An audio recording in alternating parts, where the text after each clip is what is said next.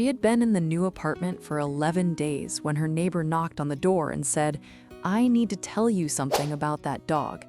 She had found Ranger 3 weeks earlier, chained to a rusty fence post behind an abandoned packaging plant on the edge of town. No food, no water. A 65-pound Belgian Malinois with a black face and eyes that didn't blink when she approached. Her coworkers said she was insane to bring him home. Her neighbor said the same thing. Everyone said the same thing. But nobody had seen what the camera caught at 3:22 in the morning. Nobody knew yet. Her name was Mara. She was 29 years old, had just moved to a city where she knew nobody, and was working double shifts at a logistics company while trying to figure out what came next. She was not looking for a dog. She was not looking for anything except a few months of quiet. She had left her last city after a situation she didn't talk about. New city, new building, second floor, nobody who knew her name. That was the plan. Keep her head down, work hard, let time do what time does. She found Ranger on a Wednesday. She had taken a wrong turn leaving work and ended up on a road lined with empty warehouses and chain-link fences with faded no trespassing signs. And there, behind the last building on the left, chained to a fence post with rusted chain that gave him approximately 4 feet of movement, was a Belgian Malinois. He was thin, the kind of thin that tells you the meals have been irregular for a while. The chain had rubbed the fur on his neck down to bare skin in 2 places. The ground around the fence post was worn smooth in a perfect circle, the radius of his chain, every inch of the only world he had been allowed. She called animal control. They said they would send someone. She waited 40 minutes. Nobody came. She looked at Ranger. He was sitting in the exact center of his circle, watching her with amber eyes that held no expression she could read. Not fear, not hope, just attention. Pure, focused attention directed at her like a beam of light. She unclipped the chain herself. She stood there for a moment, looking at the worn circle of ground, the rusted chain, the smooth dirt that marked the full extent of his world for however long he had been there. Then she got in the car.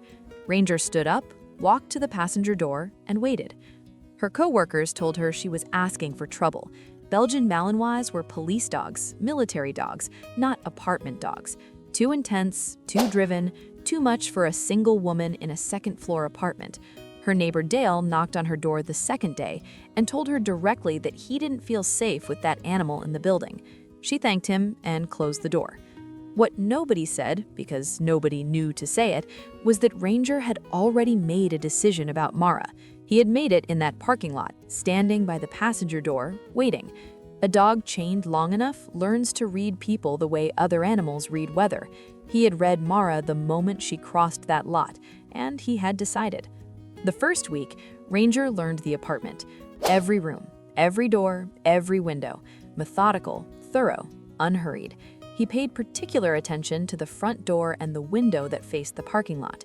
Mara noticed he would sit at that window for long stretches in the evening, watching the lot below with a stillness that didn't feel like rest. She assumed he was adjusting. She didn't know then that he wasn't adjusting. He was working. There is a difference, and with a Belgian Malinois, once you understand it, you cannot unsee it. I see you're still watching but haven't subscribed yet. Honestly, that stings. Hit subscribe. You need to see what the camera caught.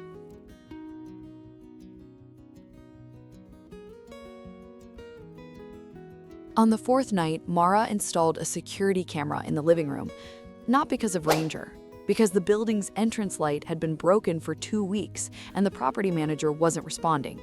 She wanted to know if anyone came to her door overnight. She pointed it at the front door and forgot about it. On the 11th day, Dale knocked again. This time, he looked uncomfortable in a different way. He said he had been up at 3 a.m., couldn't sleep, and had looked out into the hallway. He had seen Ranger standing at Mara's front door from the inside, completely still, staring at the door handle. He had watched for several minutes before going back to bed. He said he didn't know why he was telling her, he just thought she should know. Mara checked the camera footage that evening. 3:22 a.m. The apartment is dark and completely silent. Ranger walks from the bedroom doorway into the living room at a pace that is entirely different from his usual movement. Slow, deliberate, purposeful. He goes directly to the front door and stands with his nose 1 inch from the gap at the bottom, every muscle completely motionless. 4 minutes and 31 seconds. Then he turns and walks back to the bedroom. She rewound it and watched again. Then she watched the footage from the previous 9 nights. He had done it 6 times, always between 2:50 and 3:40 in the morning. Always the same approach, the same stillness, the same quiet return. She had slept through every single one. She pulled the building's exterior camera footage. She found what she was looking for on the 3rd night. A man she didn't recognize trying handles of ground floor apartments at 3:17 a.m. 2 doors on the 1st floor, then the stairwell. He stood outside her door for 47 seconds.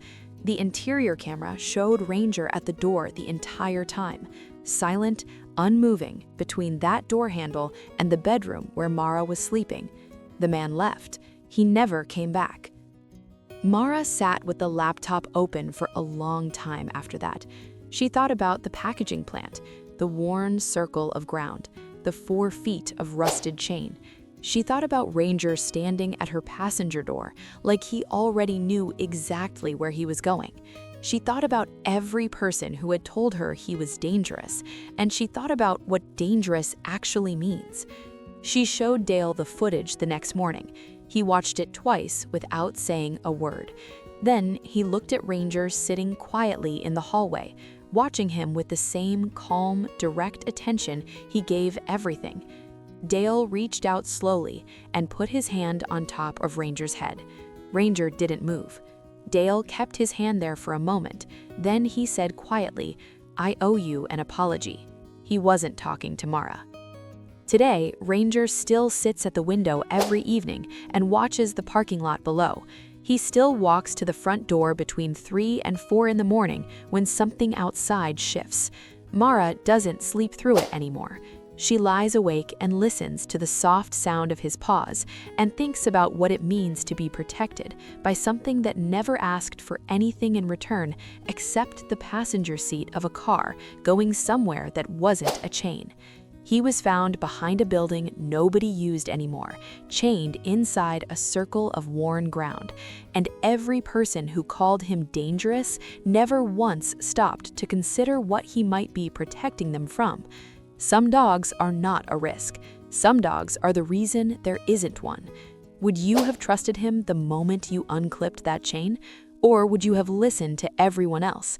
Tell me in the comments.